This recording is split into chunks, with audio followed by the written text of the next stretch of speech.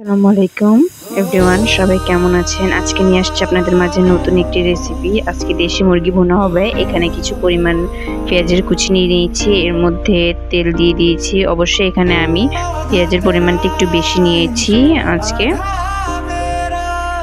পেঁয়াজটাকে এখন হালকাভাবে লাল করে নেব, দেখতে পাচ্ছেন ভিডিওতে।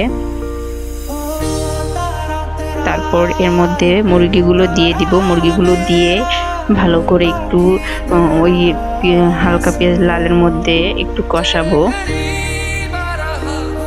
তারপর পরিমাণ মতো লবণ দিয়ে দিব। লবণ দিয়ে কিছুক্ষণ নাড়াচাড়া দিব।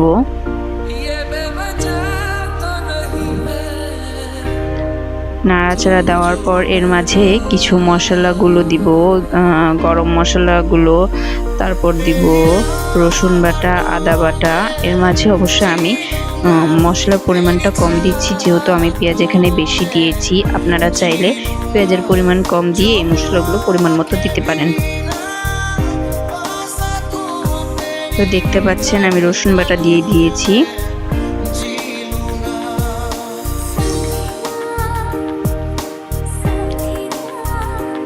এর মাঝেই মরিচের গুঁড়ো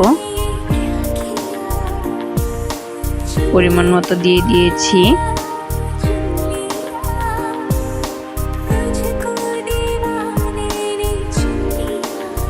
দেন কিছুটা হলুদের গুঁড়া দিয়ে দিয়েছি। এই হলুদের গুঁড়ো দিয়ে নাড়াচাড়া দিব, কষাবো। এই মশলাগুলো দিয়ে চিকেনটাকে এই মশলার মধ্যেই কষাবো।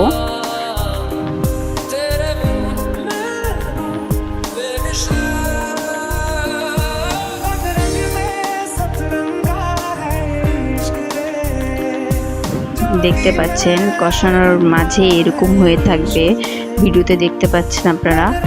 দেন কষাতে কষাতে এর মাঝে কিছুটা পানি অ্যাড করব।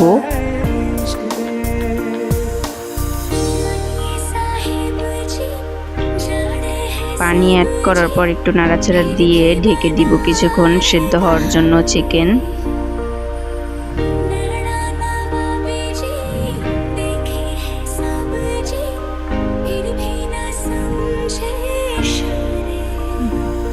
দেখতেই পাচ্ছেন এই পানির মাঝেই আমি চিকেনগুলোকে কষাতে থাকবো।